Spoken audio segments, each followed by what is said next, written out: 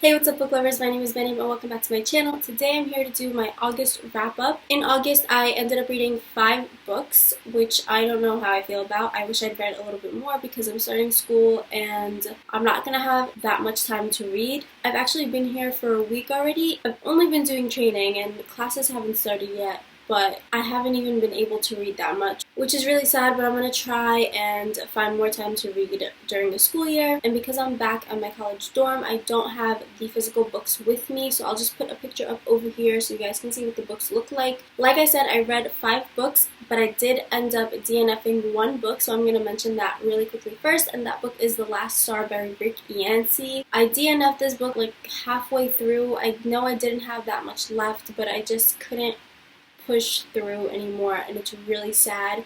I know a lot of people love the Fifth Wave trilogy, and I have like a love-hate relationship with it because the writing is beautiful, the characters are so complex, I love the premise, but for some reason the story has not clicked with me and I don't know why exactly. I know it's just me and it's not the book, because I never really can come up with any like concrete negative thing about it, and I don't know why I don't like the book and I don't know why I can't push through. So I really just was like, okay, I'm not going to make myself read this book if I don't like it this much, and I'm really struggling to push through it, so I just stopped reading it.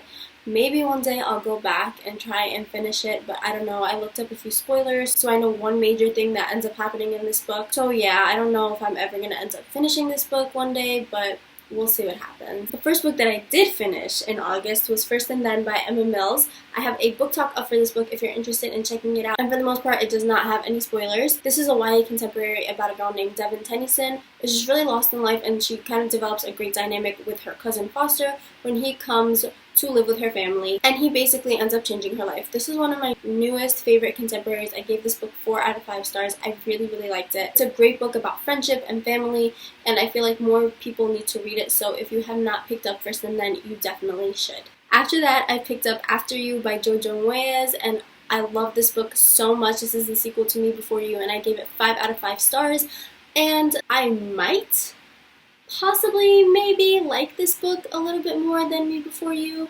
I don't know, like, it's just, all I can say is that I love it a lot. I loved seeing the rest of like these characters' journey and their development because I just love these characters so much from what I've read in Me Before You, and I know a lot of people read Me Before You but don't know if they should pick up After You. I actually have a video telling you why you should read After You if you've read Me Before You, so I'll leave that link down below if you're interested. But yeah, if you have not read Me Before You, go read Me Before You. If you have not read After You but you've read Me Before You, also go read After You. Then I finished Flawless by Sarah Shepard, which is the second book in the Pretty Little Liars series.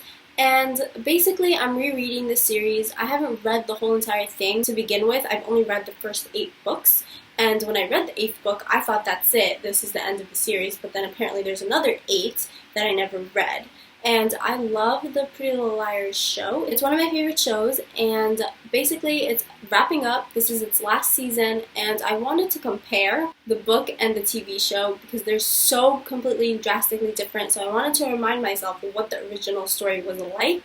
And so that's why I'm starting to reread the Pretty Little Liars series very slowly, but surely it's happening.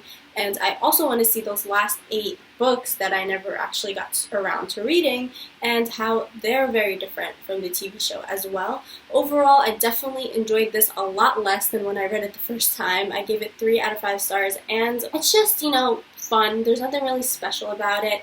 If you're, you know, interested in like a quick read, maybe you should pick up the Pretty Little Liars series, but like, they're very petty, and they're very much centered around high school drama, so if that's not something that you're interested in, then this series probably is not for you. Then the next book that I ended up finishing was A Court of Mist and Fury by Sarah J. Maas. I loved this book so very much. This is the second book in Sarah J. Maas's A Court of Thorns and Rose series, and basically if you've read both books, you know that this book is on a whole different level from A Court of Thorns and Roses. So if you have read A Court of Thorns and Roses and you did not like A Court of Thorns and Roses, you should read A Court of Mist and Fury because there's a very big chance that you'll end up loving this book.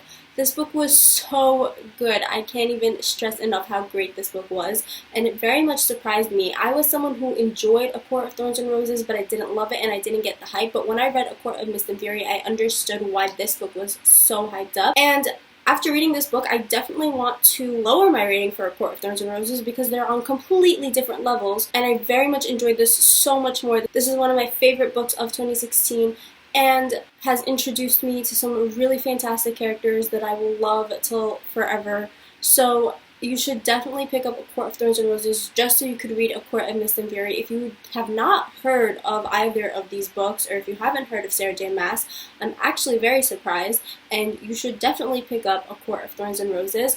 If you don't know what it's about, I have a Court of Thorns and Roses book talk up, and I have both a non-spoiler and spoiler book talk up for A Court of Mist and Fury if you want to hear more of my very in-depth thoughts. Because I have 2 book talks up for this book, I'm not going to go into that much detail because I feel like I've talked about it a lot in those 2 videos, like a lot. So just know that this was a fantastic book and I gave it 5 out of 5 stars. And the last book that I read this month was The Summer I Turned Pretty by Jenny Han. I have had this whole entire trilogy for about 2 years now, almost 3, and I'm finally glad that I got to read it because I've been wanting to read it for a while. I ended up giving it 3 out of 5 stars. It wasn't my favorite thing, but it was just fun. It was a quick summer read and it was perfect for what I needed at the time. This book is about a girl named Belly who goes to this summer beach every single summer with her family and her family friends who have 2 sons named Jeremy and Conrad. And this summer when she goes back, she's just really a lot more feminine and she's kind of grown into being a girl, and it's basically like, oh, the summer I turned pretty, and that catches both of the brothers' attention. I'm glad I read this right after A Court of Mist and Fury because it was obviously the best choice so that I don't fall into a reading slump, which can happen after I read a book like that. I thought it was fun and quick and easy to read, and I'm definitely going to be continuing on with the rest of this trilogy. I found Belly to be very relatable, but at the same time, a lot of the characters were really annoying at times, but still, like, it's kind of like a very realistic portrayal of what real people are like, or what a 16-year-old girl is like. And now, as August is over, I was in the middle of actually 3 books. The first one was Ice Like Fire by Sarah Rush. I read like 1 chapter of that book, but then I found Furthermore by Tahira Mafi at my college's bookstore. So I picked that up because I've been waiting for it, and now I'm in the middle of Furthermore. But then I also started rereading Harry Potter and the Order of the Phoenix during the month of August. So while I don't really like reading more than 1 book at the same time, I'm not really reading more than 1 book at the same time because I stopped reading Ice Like Fire for now. I'm focusing on Furthermore. I'm about 100 and something pages in, and rereading Harry Potter while I'm reading another new book is not a big deal for me, so that's fine. But right now I'm just really focused on Furthermore, and I'm trying to get that done before Empire of Storms comes out because I don't want to stop reading Furthermore and start Empire of Storms. So I am so excited for Empire of Storms that I'll probably drop everything to read that book, and it's definitely my most anticipated release for September. So let me know what your most anticipated release for September is. Let me know what books you've read in August. If you've read any of these books, let me know how you felt about them. Thank you guys so much for watching. I hope you enjoyed this video. If you did, please like, comment, and subscribe, and I'll see you next time with a new video. Bye!